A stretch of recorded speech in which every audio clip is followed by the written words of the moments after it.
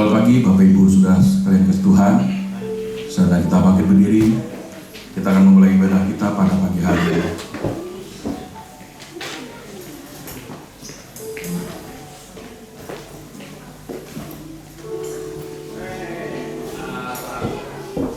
Yesaya 53 ayat 4. Tetapi sesungguhnya penyakit kitalah yang ditanggungnya, dan kesengsaraan kita yang dipikulnya.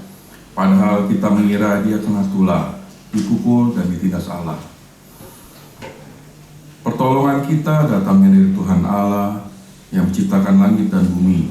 Turunlah berkat anugerah dari Allah Bapa, kasih dan sayang dari Allah kita, dalam persekutuan serta kekuatan dari Allah Roh Kudus atas kehidupan kita sekalian melalui ibadah ini.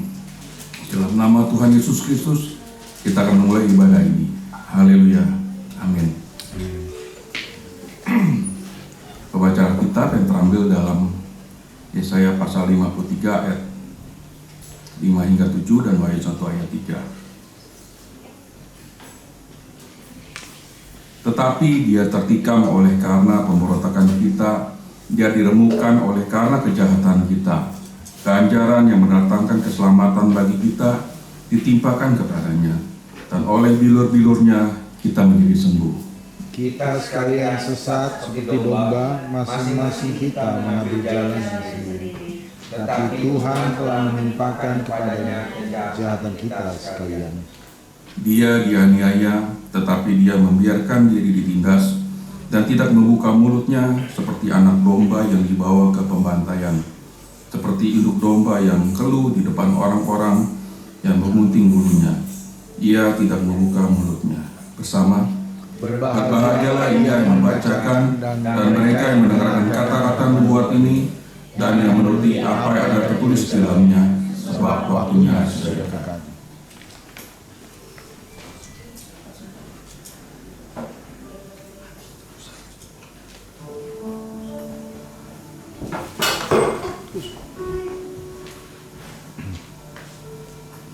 Shalom Bapak Ibu Saudara kasih Tuhan.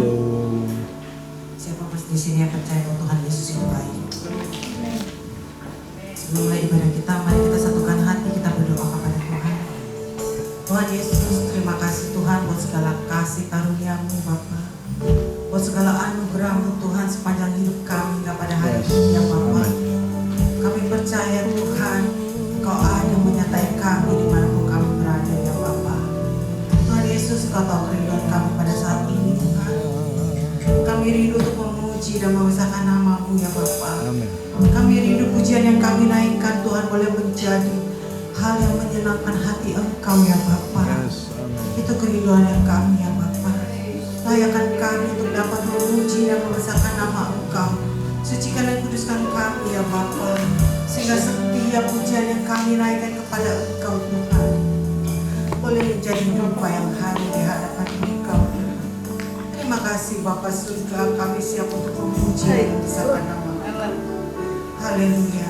Yang percaya bersama saya katakan amin. Mari kita angkat pujian kita, segala pujian. Oh haleluya.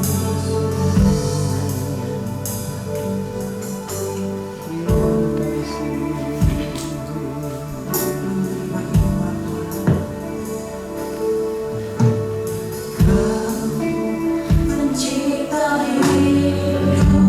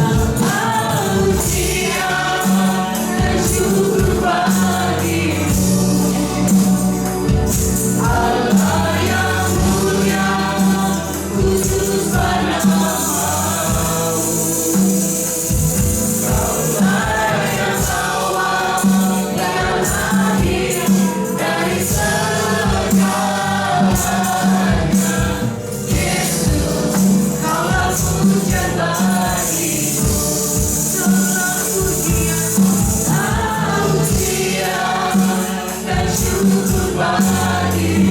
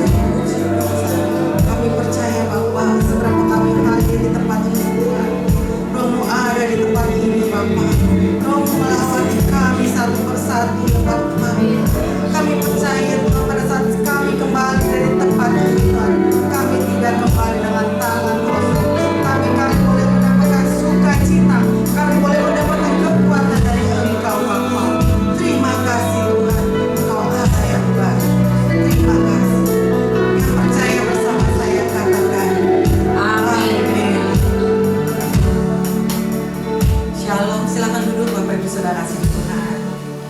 Shalom. Tuhan Yesus baik ya. Tuhan Yesus begitu luar biasa pemeliharaannya, cinta kasihnya, terus memelihara hidup kita. Amin. Pagi ini saya mau mengajak kita semua untuk menari buat Tuhan, untuk memuji kebesaran Tuhan dengan musik dan pujian. Kalau zaman dulu menari dengan gambus dan kecapi, tapi kali ini Tuhan menciptakan alat musik yang luar biasa. Dan dengan alat musik apapun, biar kita boleh naikkan pujian dan syukur kita pada Tuhan. Amin. Mari kita angkat pujian kita dengan gambus dan kecapi. Rasanya nggak afdol ya, kalau bisa lihat nyanyi lagu ini. Mari kita gerak. Mari kita sambut pagi berdiri. Biar kita bisa bergerak kiri kanan. Karena ini pujian dari Allah. Amin.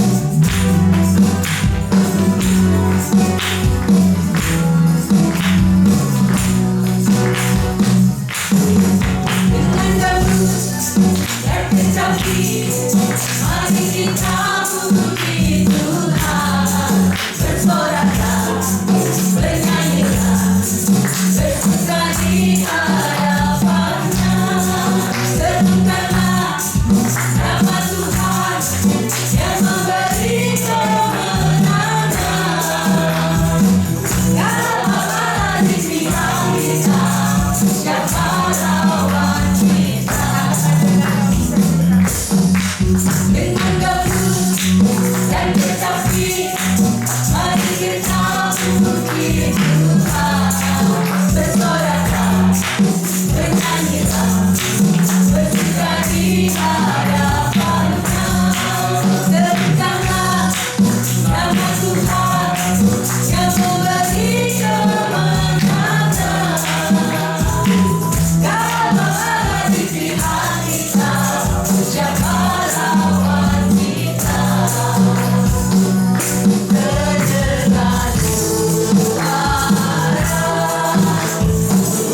Tuhan dari Sion, terdengar suara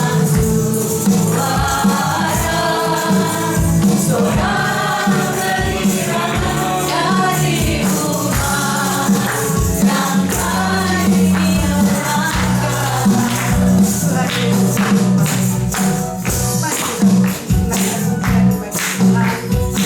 rumah yang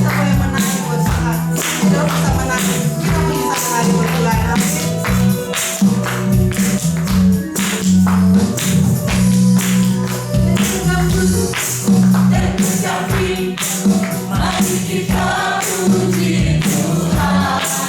Bersoraklah, bernyanyilah, bersuka di hadapan-Nya.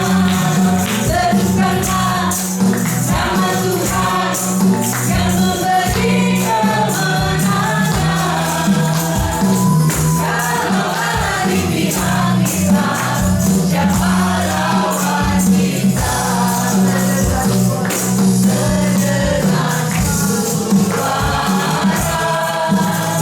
Tuhan dari Sion, terdengar suara gembira dari rumah yang kami menangkan. Terdengar Tuhan dari Sion, terdengar suara gembira dari rumah yang kami menangkan. Dari rumah yang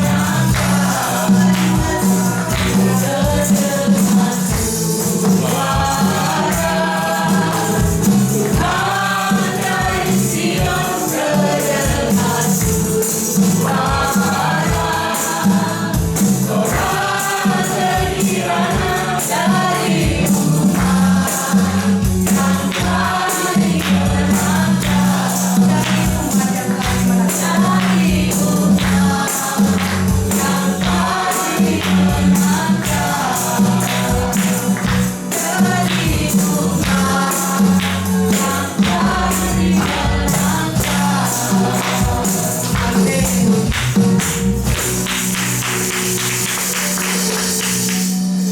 Kalau beberapa minggu lalu kan kita sudah merayakan Paskah kebangkitan. Jadi ini masa-masa kita merasakan kemenangan, sukacita, karena Allah yang kita sembah, Allah yang boleh bangkit dari kematian. Amin. Masih kalau untuk bagi berdiri? Amin. Kalau untuk yang oma-oma yang baca lemah atau apa, saya biasanya Tapi saya percaya di sini banyak jiwa-jiwa muda yang mau menari buat Tuhan, karena Tuhan memberikan kita kegirangan. Amin. Mari kita puji kita, Tuhan memberi kegirangan. Tuhan memberikan sukacita yang melimpah di dalam kehidupan kita.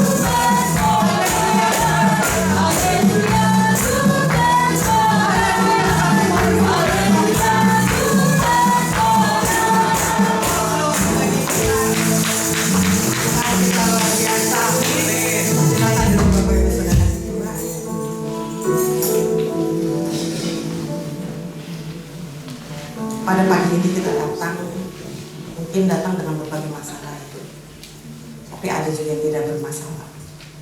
Tapi kita percaya bahwa Allah yang kita sembah itu Allah yang dahsyat, Allah yang luar biasa, Biar segala sakit penyakit kita, segala masalah kita, segala keluh kesah kita bagi Allah itu kecil adanya. Amin. Karena di dalam kelemahan kita mau selalu bersyukur kepada Tuhan. Karena Allah yang kita sembah Allah yang baik. Allah yang selalu memberikan kita kekuatan. Amin. Terima kasih Bapak. Allah ya. Karena kita percaya Allah kita, Allah yang sanggup membuat mujizat yang luar biasa. Dia sanggup memulihkan segala kesehatan kita. Dia sanggup memulihkan keuangan kita. Dia sanggup memulihkan hubungan kita. Kita percaya Allah kita adalah Allah yang penuh dengan mujizat.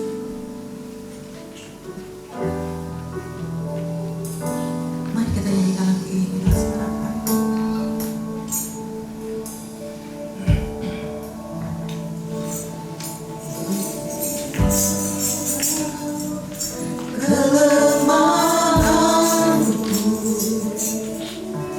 Sempurna kuasa-Mu, hebatnya tantanganku, lebih hebat Tuhanku, ku berserah kepadamu di dalam kelemahanku.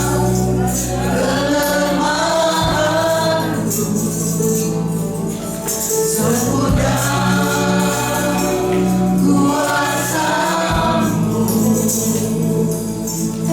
hebatnya tantanganku, lebih hebat Tuhanku, ku berserah kepadamu yang membesarkan, yang yang mustahil pun terjadi karena kuasa-Mu yang memegang hidupku, yang bukan jalan bagimu. Kau membuat mujizat terjadi. Banyak Bapak, Kau adalah pembuat mujizat terjadi yang Bapak. Di dalam kelemahanku,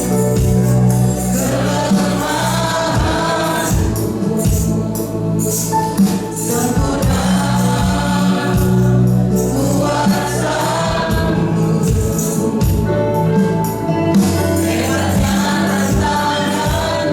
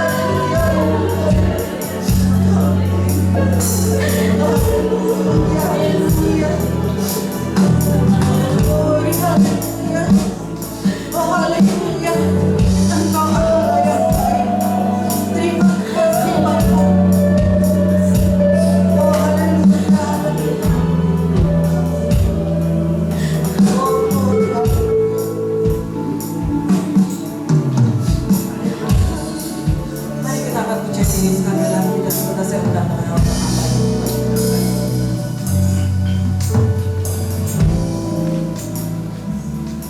yang membelah laut yang terluka pada yang mustahil pun terjadi karena kuasa yang pegang hidupku, yang bukan jalan bagiku, membuat mujizat sejati. Katakan sekali lagi, yang membelah laut.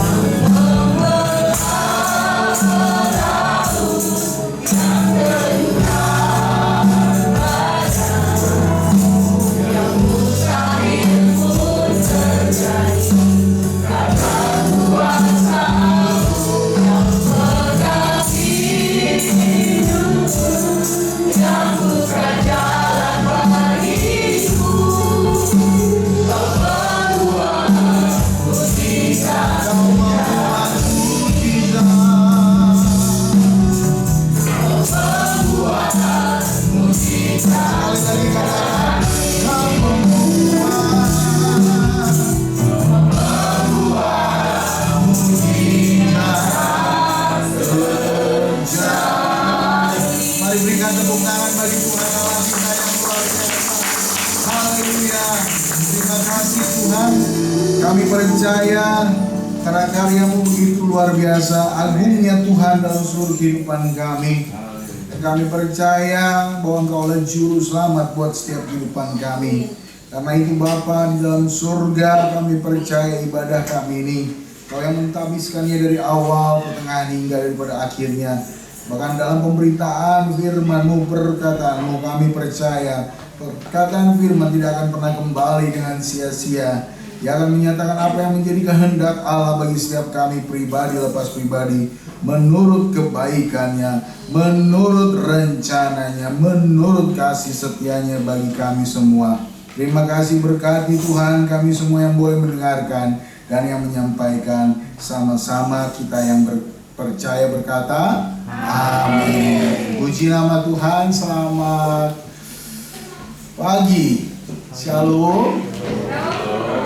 Ya, puji nama Tuhan. Saya boleh ada di tempat ini bersama-sama dengan Bapak Ibu dan Saudara sekalian, karena saya seperti bukan orang asing di sini, ya, karena saya satu alma mater dengan Bapak rohani kita di tempat ini, almarhum daripada Bapak Franz, ya, yang sekolah dan studi di STT Tawangmangu, ya.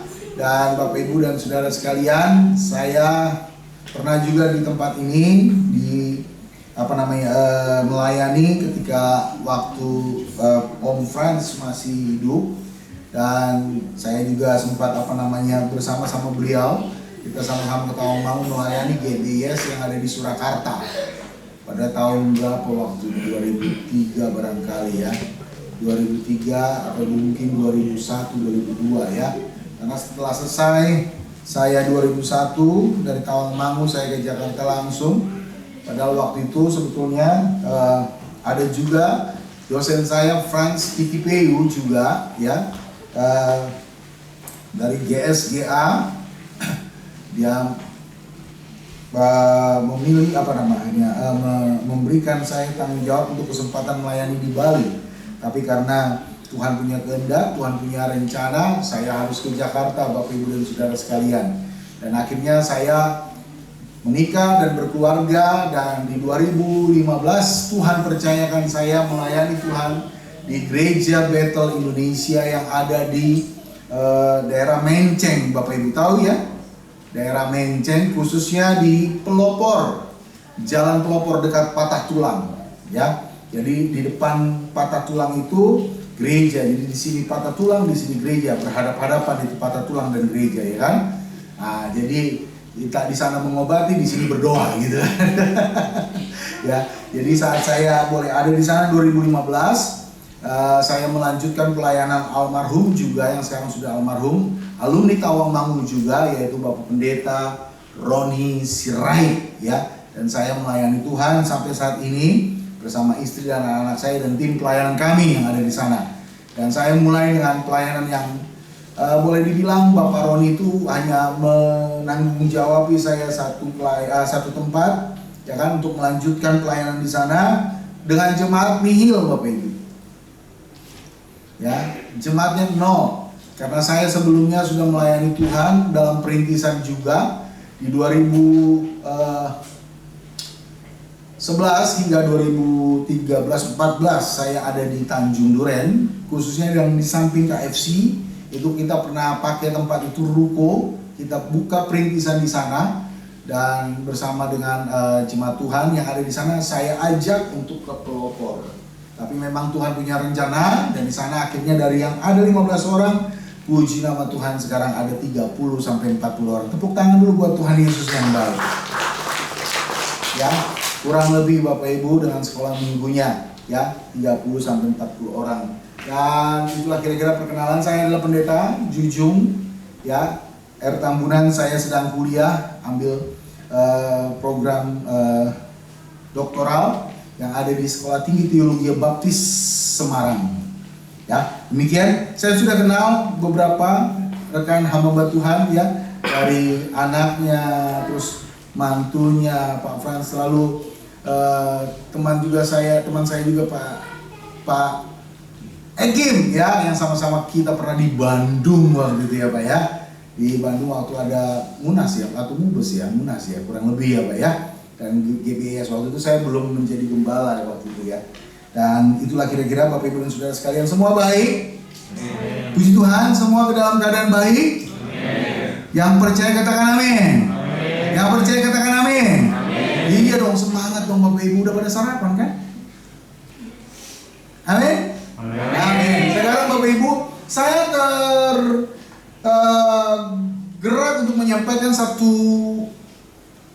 kebenaran firman Tuhan yang boleh sama-sama saudara dan saya pelajari dari kehidupan tentang kabar baik, ya. Kabar baik yang boleh dikatakan dalam konteks amanat agung, yang mana saat ini saya dan saudara sebetulnya sedang melakukan itu dalam pekerjaan kehidupan kita, ya. Pekerjaan untuk memenangkan jiwa ini, ya Bapak Ibu dan saudara sekalian, bukan hanya sebuah tanggung jawab secara legalitas. Itu adalah pekerjaan pendeta atau hamba-hamba Tuhan semata-mata, tetapi pekerjaan dalam memenangkan jiwa adalah tanggung jawab semua orang percaya. Yang percaya katakan amin. Jadi tolong senggol kiri kanan, tanggung jawabmu itu.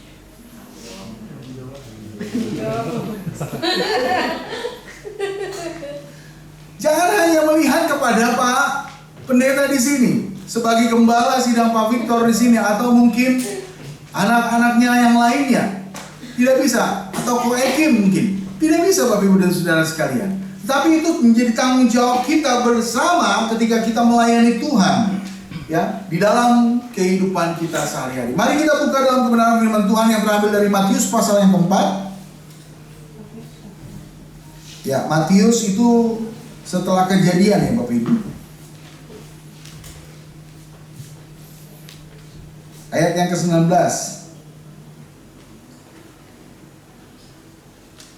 Dan nanti kita akan baca lagi Roma 10 ayat 9 dan yang ke-10. Matius sudah Bapak Ibu dan Saudara sekalian?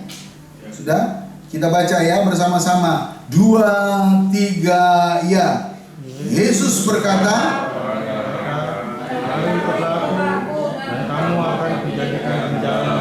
amin. Yang kemudian adalah dalam Roma pasal yang ke-10. Roma pasal yang ke-10 ayat yang ke-9 dan yang ke-10.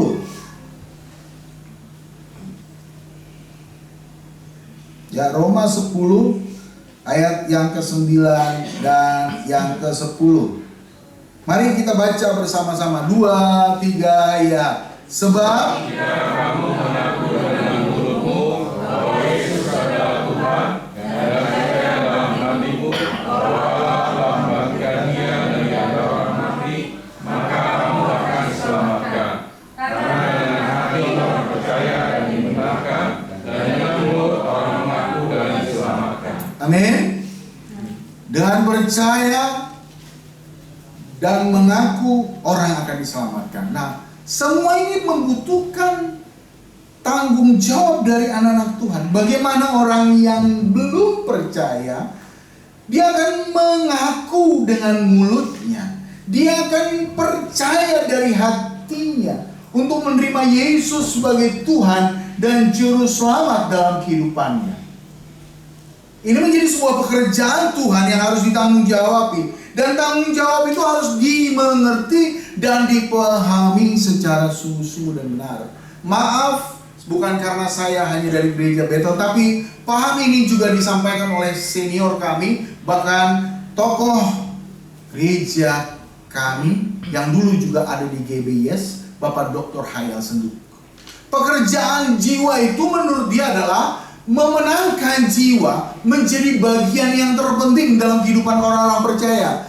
Karena dapat memimpin orang-orang banyak yang dari kegelapan masuk menuju terangnya Tuhan Yesus yang kekal. Perlu ada yang namanya tanggung jawab yang membawa orang dari gelap kepada terang. Dan pekerjaan itu bukan hanya semata-mata hanya dilakukan oleh komunitas orang-orang tertentu saja. Tetapi pekerjaan ini, memenangkan jiwa ini adalah pekerjaan dari kehidupan orang-orang yang percaya. Siapa orang yang percaya di sini, Bapak Ibu dan Saudara sekalian? Kita yang sudah menjadi murid Kristus. Kita yang sudah meneladani Kristus dalam kehidupan saudara dan saya. Kita yang sudah menjadi bagian dalam komunitas anak-anak Tuhan yang meneladani Kristus dalam kehidupannya, yang menggambarkan gambar Allah di dalam kehidupannya untuk membawa orang-orang yang belum percaya mengaku dengan mulut dan diselamatkan, mengaku di dalam hati dan diselamatkan. Pekerjaan ini bukan pekerjaan yang mudah, Bapak Ibu dan Saudara sekalian. Lanjut, boleh ditolong. Ini harus dikerjakan dengan penuh tanggung jawab. Oleh karena itu membutuhkan hikmat Tuhan, wisdom.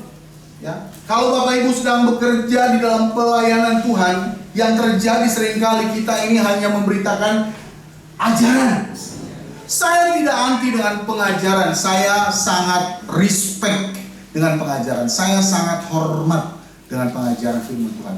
Dan bahkan Bapak Ibu dan Saudara sekalian, belakangan hari ini kita melihat bagaimana pengajaran firman Tuhan itu diputarbalikan, Bapak Ibu. Bapak Ibu dengar yang namanya Kristen progresif? Ada yang pernah dengar tentang Kristen progresif? Ada? Ada? Alkitab secara validitas, ya, udah valid, tidak keliru. Dia bilang begini, Alkitab ini masih tidak bisa dikatakan menjadi sebuah kebenaran karena ada kebenaran yang lain yang bisa menyanggah kebenaran yang satu. Coba Bapak Ibu bayangkan sekarang, bagaimana pengajaran yang disesatkan dapat memberitakan Injil kepada semua orang. Alkitab padahal sudah valid, tidak keliru. Alkitab itu punya otoritas. 2 Timotius pasal yang ketiga ayat yang ke-16, bahwa segala yang dituliskan Allah, diilhamkan Allah, bermanfaat untuk apa? Menegur, mengajar, dan menasehati setiap orang yang percaya. Bagaimana mungkin pengajaran tidak kita ajarkan dengan baik dan benar? Lalu pengajaran yang seperti ini yang dapat memberitakan Injil bagi semua orang, kan gila, kan sesat. Sorry, saya jadi menyesatkan orang, saya katakan seperti itu. Bukan tujuan saya seperti itu. Tapi saya harus menyampaikan secara kredibilitas seorang hamba Tuhan. Jangan sampai salah dalam memberitakan firman Allah. Jangan sampai salah dalam memberitakan Injil Kristus. Karena itu akan membahayakan bagi setiap orang yang mendengar firman Allah. Bagaimana mungkin orang akan berkata iman timbul dari pengajaran firman Allah. Tetapi yang diajarkan adalah pengajaran yang sesat seperti Kristen progresif. Hidup ini memang harus progres, Bapak Ibu. Kekristenan kita memang harus progres. Tapi kekristenan yang progresif tetap berlandasan kepada Alkitab yang adalah firman Allah. Yang percaya katakan amin. Jangan, karena Alkitab itu sudah valid, tidak keliru, dan dia punya otoritas. Amin. Tepuk tangan dulu dong buat Tuhan Yesus yang baik. Kalau di gereja kami Bapak Ibu tepuk tangan gak usah malu-malu. Di sini kok malu-malu. Tapi kalau nonton di sana ada tontonan yang bagus-bagus,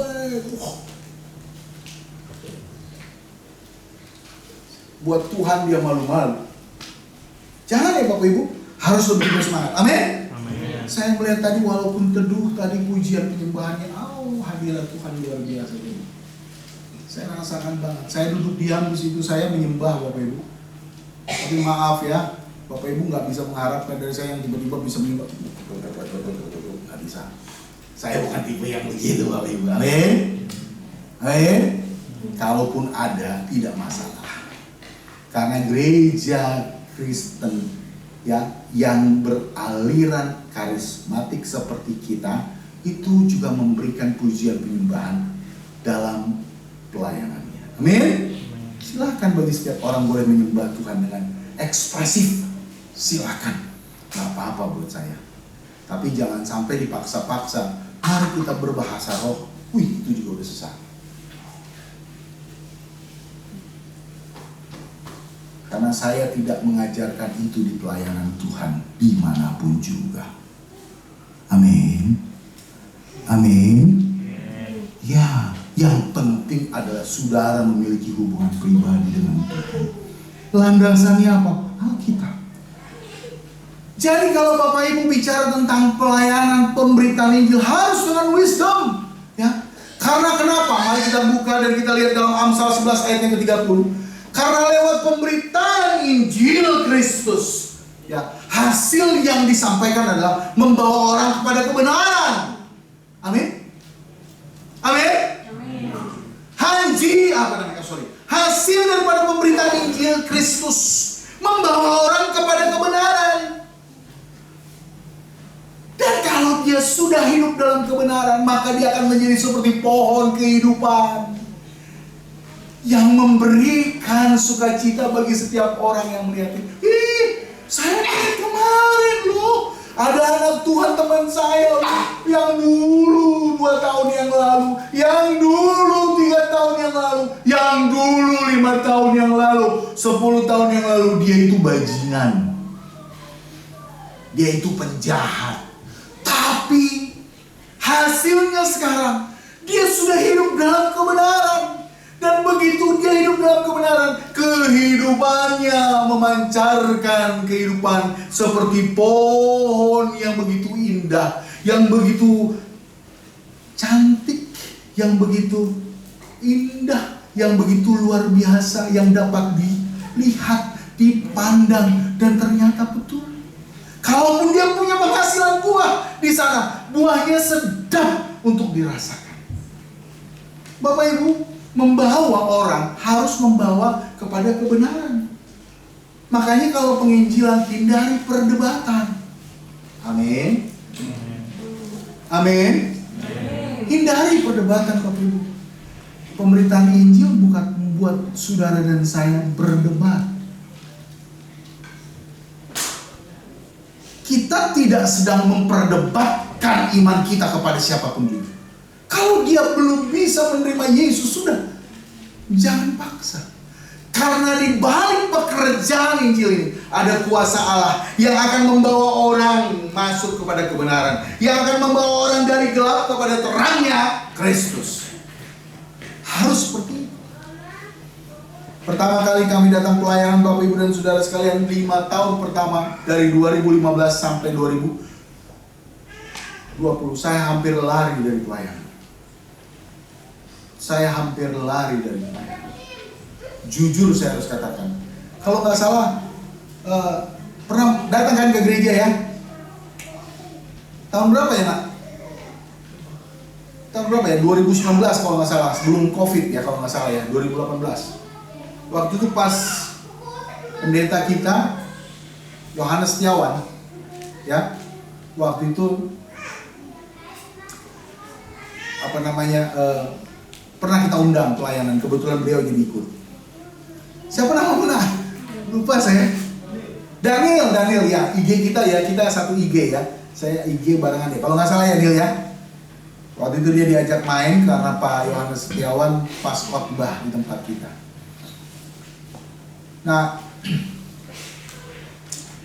tahun 2020 saya hampir lari Bapak Ibu dari pelayanan Tuhan. Kenapa? Karena apa yang saya rasakan itu sakit sekali Bapak Ibu. Sakit sekali. Jujur saya harus katakan bahwa menjadi seorang gembala bukan menjadi sesuatu yang menyenangkan.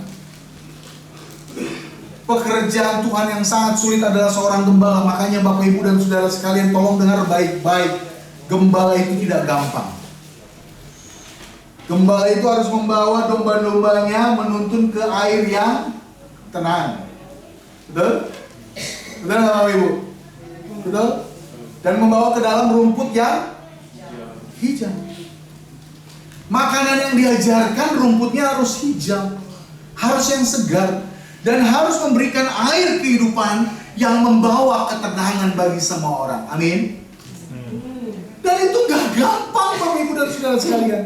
Gak mudah menjadi seorang gembala seperti itu. Diajarkan 5 tahun dengan pengajaran saya. Kalau mengajar di gereja Bapak Ibu maaf seperti ini pengajarannya. Diajarkan dengan pengajaran yang tegas seperti ini Bapak Ibu. Dari mulai saya membuka pelayanan di perintisan sekalipun saya mengajarkan dengan yang seperti ini. Dan ketika 5 tahun saya udah hampir mau lari Bapak Ibu, Tuhan izinkan saya untuk menciptakan satu lagu. Dan ada sebuah narasi lagu yang Tuhan taruh di hati saya. Kalau Bapak Ibu lihat YouTube-nya ada pendeta Pastor Jujung, PS Jujung Tambunan. Dalam nama Tuhan Yesusku, ku beroleh hati. Kayak gitulah kira-kira ya. Dan itu tercipta langsung 2020 sampai 2021, 4 lagu langsung Bapak Ibu. 4 lagu. Kenapa Tuhan izinkan mengalami seperti itu? Supaya Tuhan menjawab doa saya. Dengan saya diberikan kesabaran lewat masalah yang saya alami, yang saya terima dari karakter jemaat. Tuhan bilang, Tuhan ajari saya untuk mengampuni. Tuhan ajari saya untuk membawa damai. Ketika doa itu datang dan saya bawa, yang Tuhan kasih apa? Masalah. Orang yang menyakiti saya dalam pelayanan, dan bahkan orang yang menyakiti saya lewat pelayanan. Makanya ketika saya memberitakan Injil dan saya siap menjadi seorang gembala di sana, saya tertunduk hanya kepada Tuhan saja. Saya hanya bisa tunduk kepada Tuhan saja.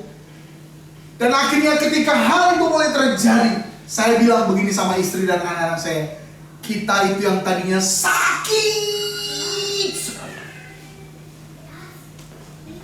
Sakit sekali. Sampai sekarang kami berani berkata, kami tidak merasakan lagi. Amin. Amin. Saya dalam situasi yang seperti itu Bapak Ibu. Pemberitaan Injil yang saya kerjakan adalah membawa orang kepada kebenaran. Kalau saya ajarkan tentang pemberitaan Injil pengampunan, saya sudah bisa mengampuni orang. Kalau saya ajarkan untuk memberi, saya sudah bisa memberi hidup, bahkan membagi hidup kepada orang yang menyakiti saya.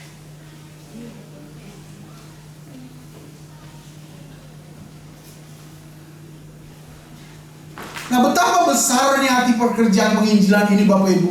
Dan kita harus mencontoh dari pekerjaan Kristus, ya. yang memimpin orang berdosa untuk mengikuti Dia kepada kebenaran Kristus, kepada firman Allah, kepada perkataannya yang begitu luar biasa, dan bahkan perkara-perkara yang ajaib. Itu dapat terjadi dalam kehidupan pelayan Yesus. Apakah itu karena Yesus adalah Tuhan? Bukan. Pada tahun awal pemberitaan pelayanan Injil di dalam pelayanan para rasul,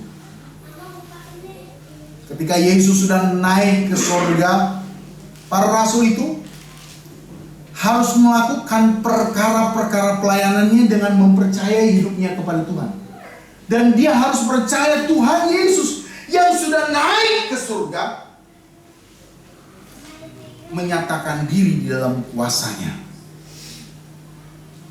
Coba Bapak Ibu bayangkan dulu Bapak Ibu, bagaimana para rasul saat itu mencoba untuk mempercayai Tuhan ketika Tuhan sudah tidak ada dalam sosoknya sebagai manusia. Bisa nggak Bapak Ibu gambarkan itu? Yesus sudah tidak ada dalam sosoknya, tetapi para rasul harus belajar untuk percaya kepada Yesus yang tidak terlihat secara kasat mata. Bisa nggak? Bisa nggak Bapak Ibu? Kalau Bapak Ibu gambarkan seperti itu sekarang. Oh, percaya saja. Kalau diajarkan firman Tuhan berkata, ya percaya saja, berbahagia orang yang percaya sekalipun tidak. Tapi enak gampang ngomongnya ya. Betul nggak? Gampang ngomongnya. Tapi ketika itu diajarkan, apakah engkau mampu untuk melakukannya? Aduh Pak Pendeta. Aduh Pak Pendeta, gimana saya mau percaya? Tuhan itu belum menolong suami saya untuk bertobat. Tuhan itu belum menolong istri saya untuk bertobat. Tuhan itu belum menolong ekonomi saya untuk saya bertobat.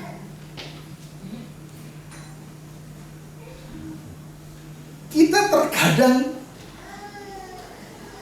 berada dalam situasi yang begitu sulit untuk mempercayai Tuhan. Tuhan harus dipercayai. Kayak tadi lagunya, Kau yang membelah apa? Kau yang sanggup membelah apa?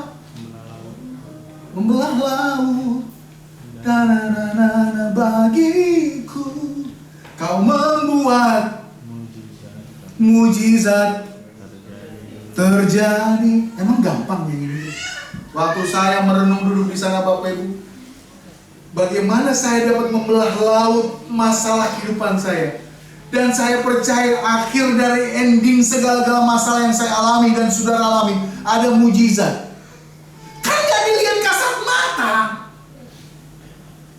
Tuhan itu kan gak dilihat kasat mata. Kalau bahasa teologianya Bapak Ibu, secara Alkitab katakan Tuhan itu transenden. Jauh dia. Susah untuk kita dekati karena Dia yang Maha Kudus. Dia jauh untuk bisa kita dapatkan. Tapi bersyukur kepada Allah kita yang hidup. Dia adalah Allah yang imanen. Amin. Makanya Dia dikatakan Immanuel. Tepuk tangan dong buat kami semua.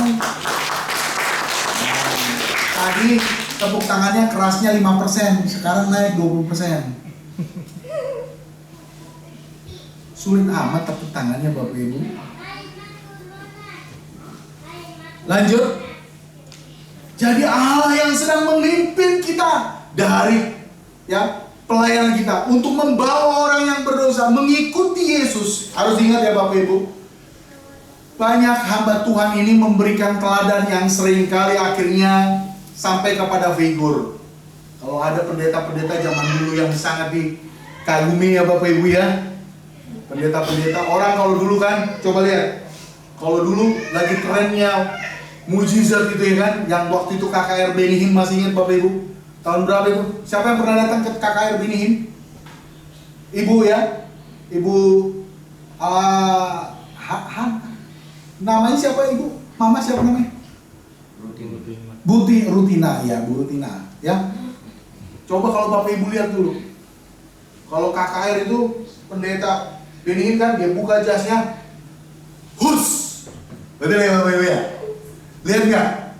Kalau Bapak Ibu lihat itu tahun-tahun berapa itu 2000 tahun berapa Bu Ritina, Bu Pendeta? Tahun 2005 ya kalau nggak salah pas Sutioso gubernurnya, yang masih Sutioso gubernurnya waktu itu. Ya 2001 2003 kalau nggak salah. Hus, tiba-tiba setelah kejadian itu banyak pendeta buka jas,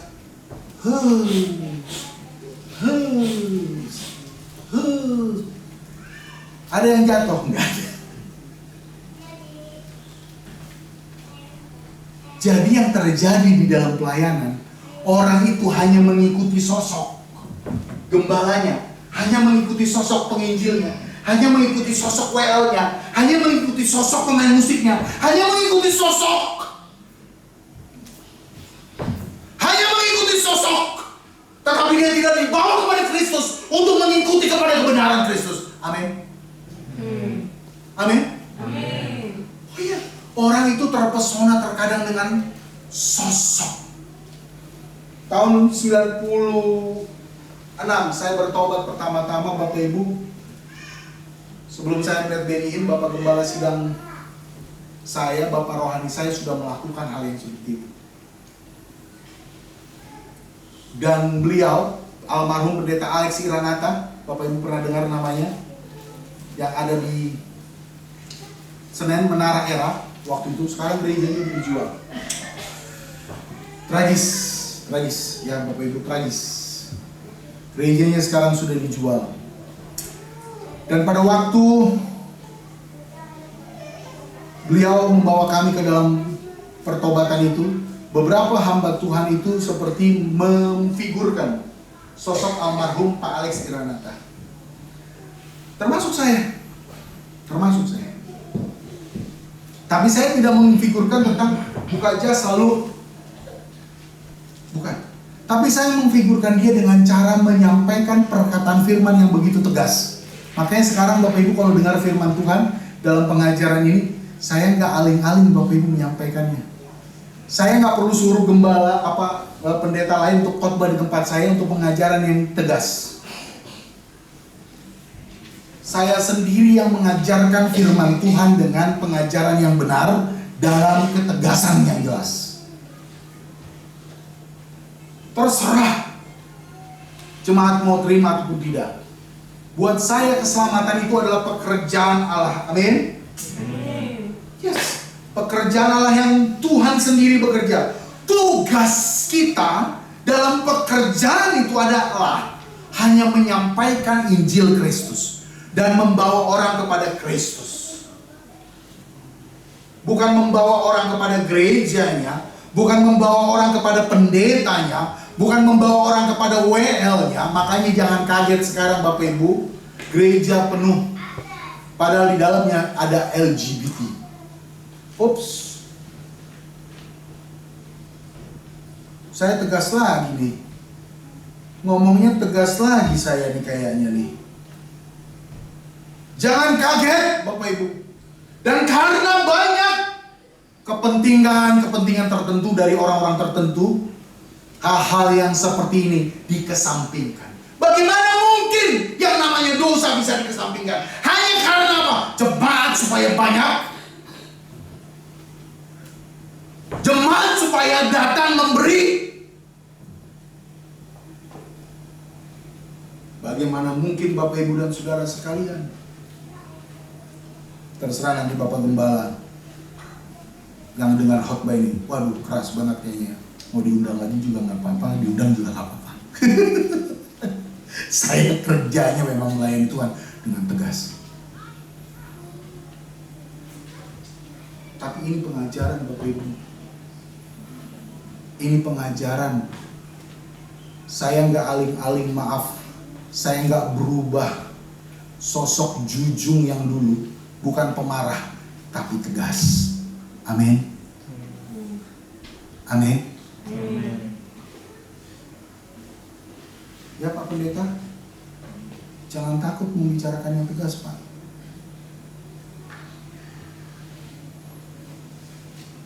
kita nggak kompromi Bapak Ibu dengan dosa. Jangan karena supaya jemaat kita banyak. Memang kita nggak bertanggung jawab nanti di bema. Penghakiman itu sekarang Bapak Ibu. Secara teologi premilenialisme. Tuhan sedang menghakimi saudara di waktu saudara hidup. Apa yang kau tabur itu kau tuai. Tetapi pengadilan Kristus nanti ada di bema. Dan saudara dan saya sedang mengalami itu dan akan mengalami itu. Hati-hati Bapak Ibu, jangan kompromi dengan dosa. Lanjut. Sampai mana tadi? A. Jadi seorang pekerja Injil harus hidup sama dengan Kristus. Coba kita buka dalam 1 Petrus pasal yang kedua, ayat yang ke-11 dan 12. 1 Petrus pasal yang kedua,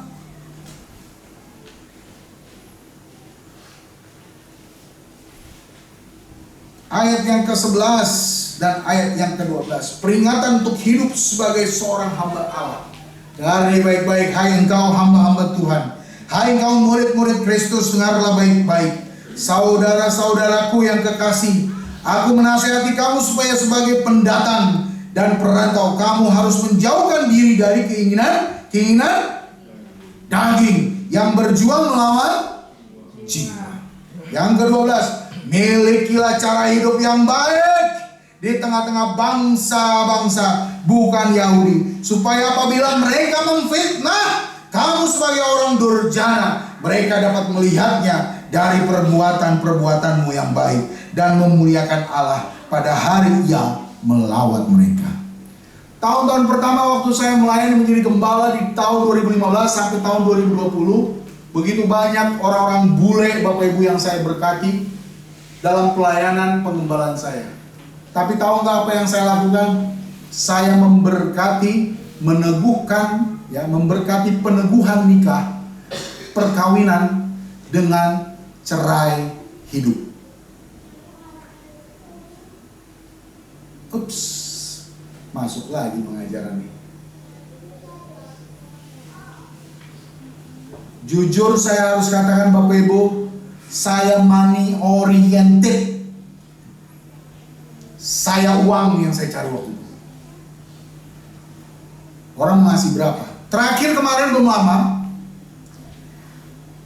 Bapak Ibu pernah dengar kasusnya sekretarisnya Bapak Presiden kita, Jokowi, yang diberkati perkawinan nikah dalam perkawinan campur beda agama. Pernah Bapak Ibu lihat? Ada yang pernah lihat itu? Oh ini kayaknya nggak pernah nonton ini kayaknya. Berdoa melulu kayaknya. Jemaatnya kayaknya luar biasa ya. Berdoa melulu. Nggak boleh nonton Bapak Pendeta. Sebagai anak Tuhan dilarang nonton gitu kan. Bapak Ibu pernah lihat itu? Pemberkatan nikah dari perkawinan campur Katolik versus Islam. Perkawinan campur dari Katolik versus Islam. Dan itu terjadi. Berarti dia punya 2 surat kawin. Dia punya 2 surat kawin Bapak Ibu. Dan yang lebih tragisnya, gereja memberkati. Saya bertobat sudah 5 tahun, kurang lebih 4 tahun, berarti 20. Sekarang ke 24, kurang lebih 4 tahun. Kejadian itu 2020 ke bawah Bapak Ibu. Dan sampai yang terakhir kemarin 2 tahun yang lalu, setahun yang lalu datang orang minta pemberkatan perkawinan campur sama saya. Berapapun saya minta, saya dikasih. Berapapun saya minta, saya dikasih. Tapi jujur saya harus katakan Bapak Ibu, seperti apa yang dikatakan oleh 1 Petrus pasal yang kedua ini. ayat yang ke-11.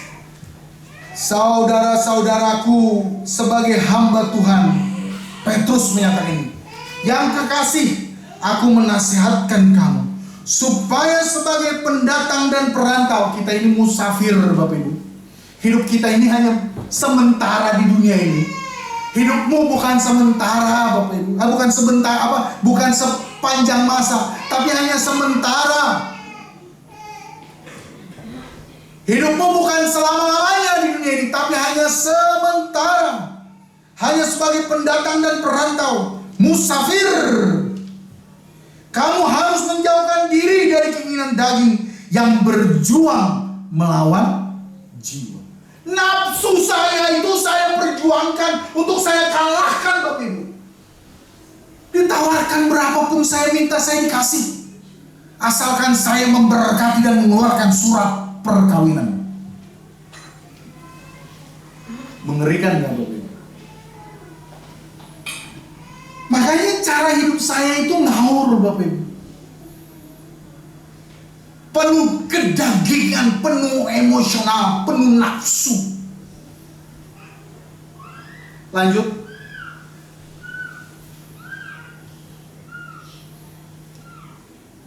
Dua Tesalonika 3 ayat yang ke-11 sampai yang ke-15.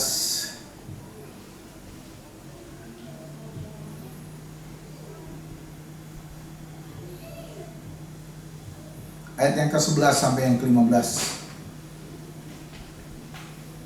Berdoa dan bekerja. Kami katakan ini karena kami dengar bahwa ada orang yang tidak tertib hidupnya dan tidak bekerja, melainkan sibuk dengan hal-hal yang tidak berguna. Ayat yang ke-11, orang-orang yang demikian kami peringati dan nasihati dalam Tuhan Yesus Kristus, supaya mereka tetap tenang melakukan pekerjaannya, dan dengan demikian maka makanannya sendiri.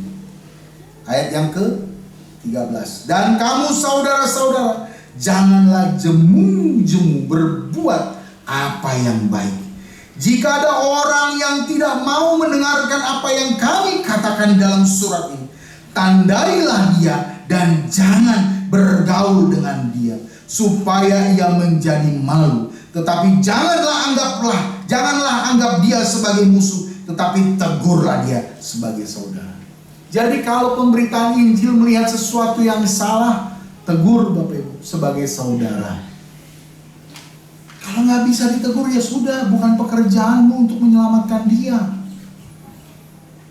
Saya tidak pernah memaksa orang, ikut Yesus ya, ikut Yesus. Saya tarik orang. Nggak bisa. Anak sendiri saja prosesnya belasan tahun Bapak Ibu. Dan dia harus mencontoh saya, istri saya aja, untuk mau menjadi WL. Tahun 2013. Padahal dia dari gereja tradisional. Bapak Ibu tahu gereja tradisional? Gereja-gereja GKJ, ya, gereja HKBP, ya, tradisional. Harus menjadi WL di gereja karismatik. Coba bayangkan. Saya harus meneladani dulu sama dia hidup saya, supaya orang itu, supaya istri saya dan anak-anak saya bisa mengikuti jalan yang saya jalani. Karena itu tegur dia sebagai saudara. Jangan musuhi. Banyak gereja maaf, melihat yang udah gak sepaham dimusuhi. Tegur dia. Kemarin belum lama saya di Facebook Bapak Ibu. Saya ini pemain Facebook juga, makanya saya masukkan itu di kamera, ya, supaya saya main di YouTube juga untuk memberikan pengajaran-pengajaran yang sehat. Ya, ada seorang Facebook saya ngikut grup yang namanya Calvinisme. Kalau ada yang pernah ngikut Calvinisme di grup Facebook, lalu dia munculkan begini, gambaran di situ ada yang tahu ya, yang sekarang lagi tren yang 271 triliun itu tahu? Tahu Bapak Ibu? Tahu siapa? Harvey, bukan Harvey Maniolo ya. Harvey Muiz ya. Dia ternyata masih saudara kandung atau saudara dekat dengan Lembong. ya mantan menteri zamannya Jokowi. Dan ada satu lagi, ya ini Kristen progresif ini. Terus muncullah pertanyaan di Calvinist grupnya itu. Dia bilang, apakah ini tokoh reformator zaman sekarang? Katanya. Saya flashback karena saya seorang hamba Tuhan, saya mengingat tentang reformasi gereja. Tokoh reformasi gereja adalah membawa ajaran yang sehat dan menegur ajaran yang tidak sehat.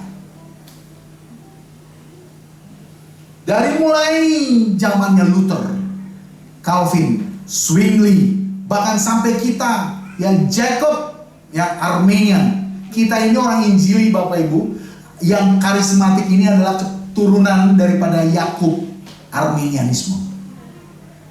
Kita ini orang Armenian Bapak Ibu. Karismatik itu orang Armenian. Bahkan karismatik bisa mengeluarkan ajaran yang sama itu di grup gereja Metodis, Wesleyan. Itu sama. Makanya waktu saya ke Korea tahun 2010, saya ke Korea, Bapak Ibu kalau masuk ke gereja Metodis seakan-akan pakai liturgi ibadah yang buku.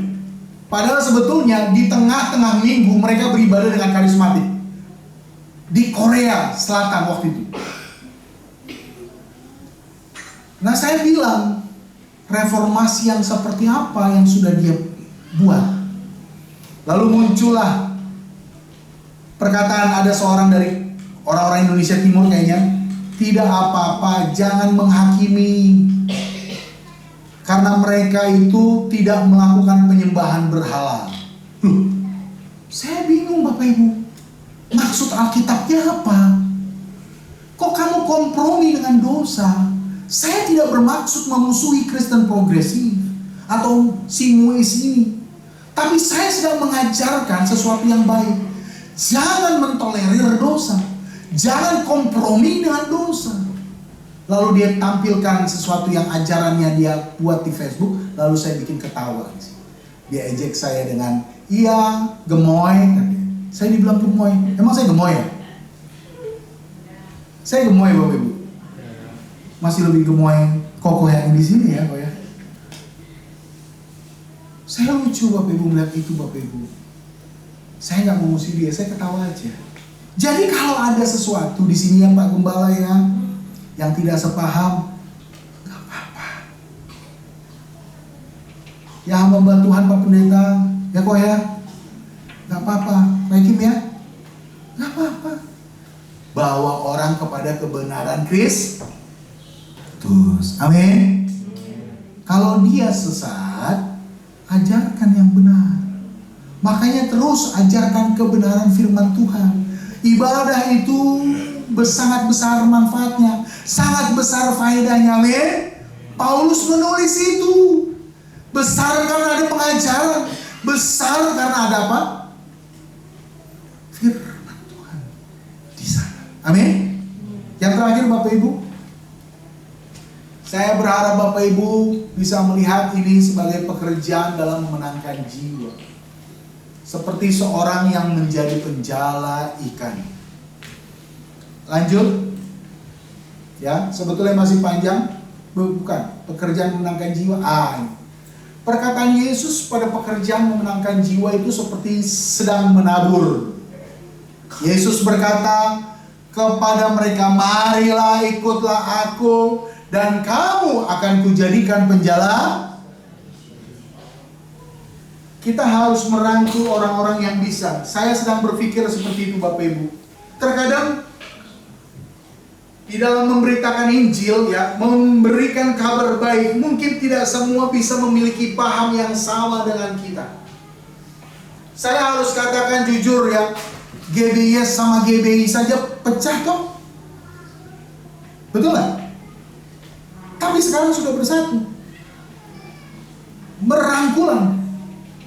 Karena memang satu asas.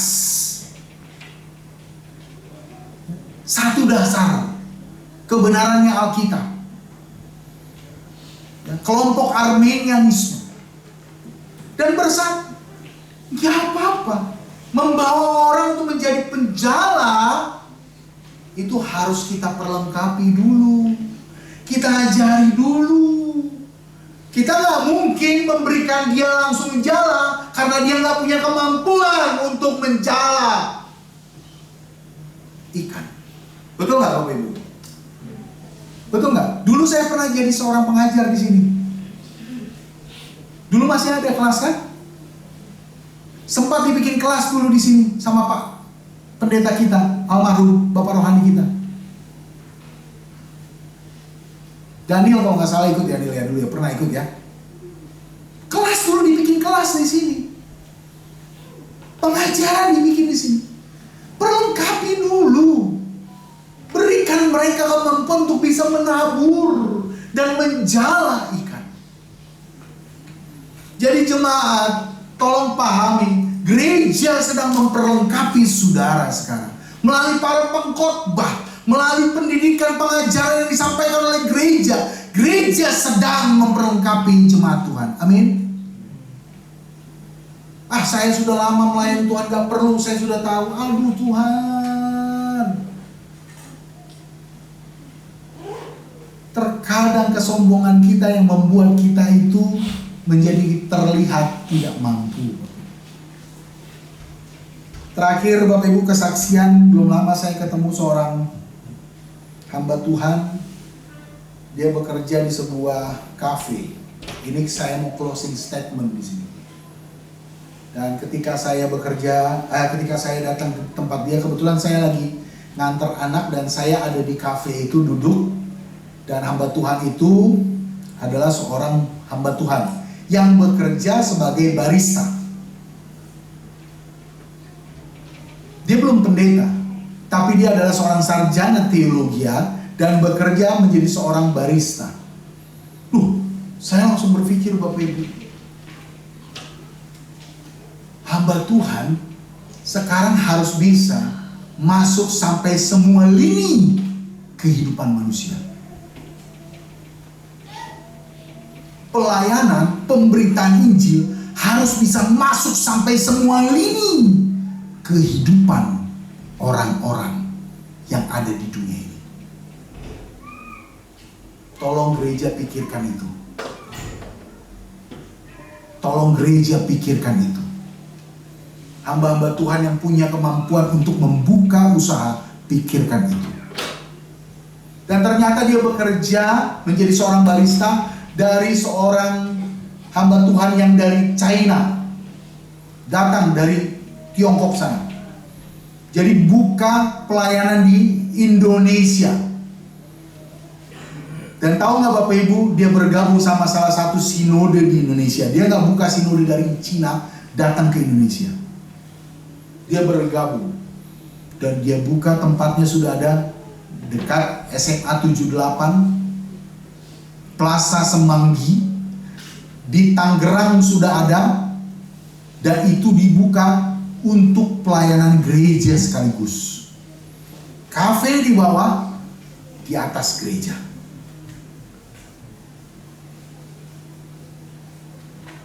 Saya sedang mendoktrin Bapak Ibu.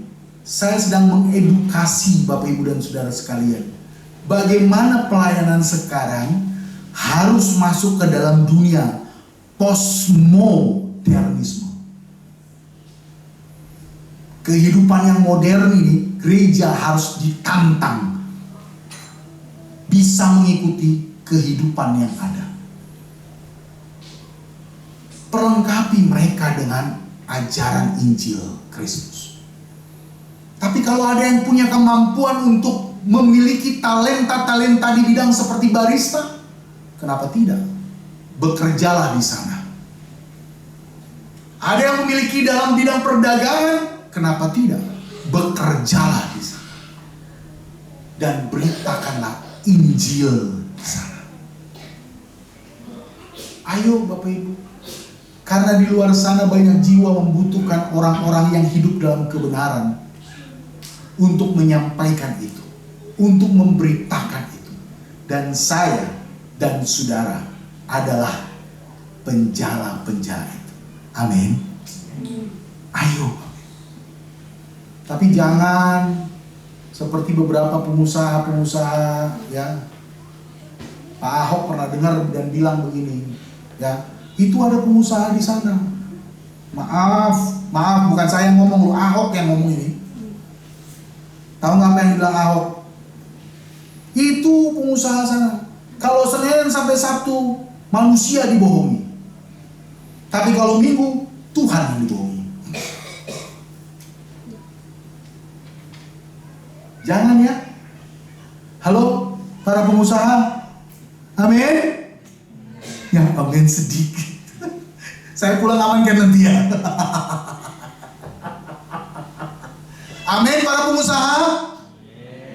Loh, yang amin sedikit. Amin para pengusaha. Dari Senin sampai Minggu engkau takut akan Tuhan. Amin. Amin. Jangan tipu Tuhan dari Senin sampai Minggu. Jangan. Apalagi tipu manusia, kasihan. Tuhan saja engkau tipu, udah luar biasa dosanya, apalagi manusia. Saya akan sedikit tegas ya Bapak Ibu. Boleh kan saya ngajar seperti ini?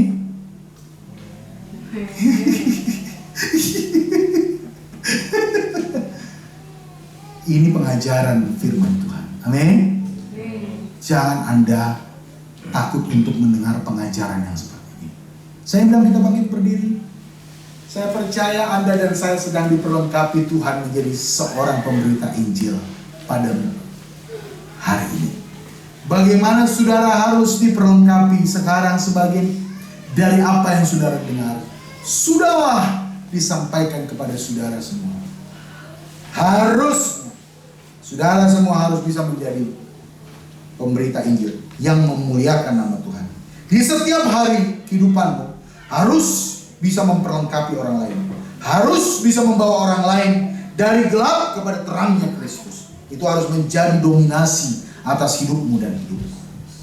Ya, Bapak Ibu, kita mau bernyanyi satu pujian musik. Minta tolong. Lagu lama. Ya, lagu lama.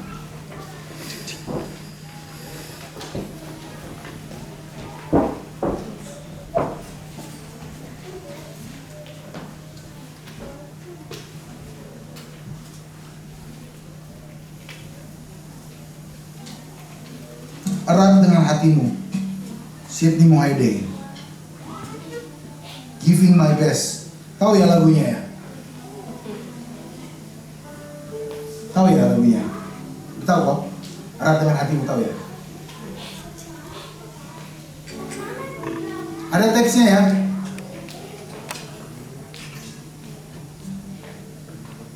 Oke, silakan.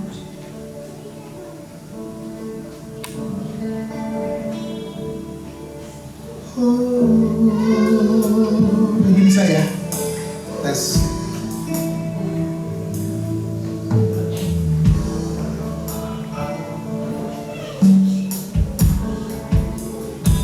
Singernya boleh maju, saya boleh maju. Kembali dari apa?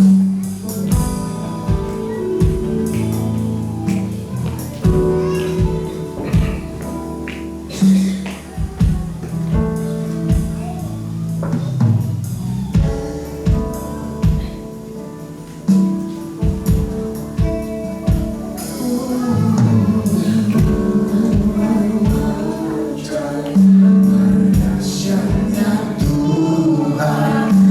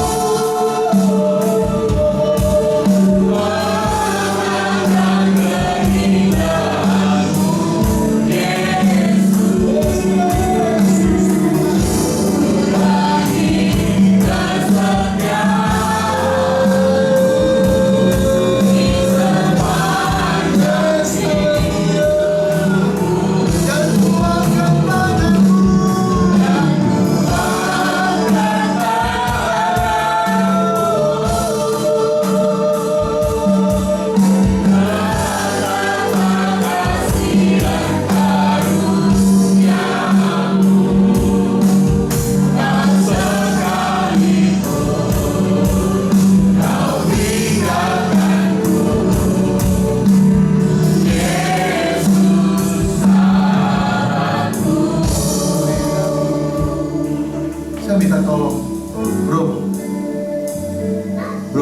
berdoa.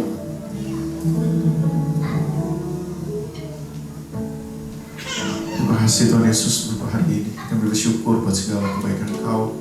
Kami bersyukur buat kesempatan pada pagi hari ini kami boleh diajarkan, kami boleh diingatkan melalui firman Tuhan. Untuk kami berpegang teguh terhadap apa yang Kau ajarkan ya Bapa. Dan tidak kompromi terhadap segala sesuatu yang menyimpang dari apa yang Kau ajarkan ya Bapa. Biar kiranya Tuhan Yesus, apa yang kami dengarkan pada pagi hari ini, Kau menaruh di setiap hati kami dan menjadi pengingat untuk setiap kami ya Bapak pagi hari ini. Terima kasih, kami serahkan setiap kehidupan kami kepada tangan Kau. Kami hanya berserah kepada Engkau, Engkau yang menuntun kami dan menyertai kami. Karena Engkau yang tahu yang terbaik buat kami. Di dalam nama Tuhan Yesus Kristus, ucap syukur. Haleluya. Kau berkati juga hamba-Mu ya Bapak yang sudah menyampaikan firman pada pagi hari ini. Kiranya Kau memberkati di dalam setiap pelayanannya, di dalam setiap pergumulannya, di dalam setiap pengembalaannya ya Bapak. Di dalam nama Tuhan Yesus kami ucap syukur dan berdoa. Haleluya. Amin. Thank you. Terima kasih untuk Bapak Pendeta Juju atas firman-Nya. Sebentar kita mau menjawab.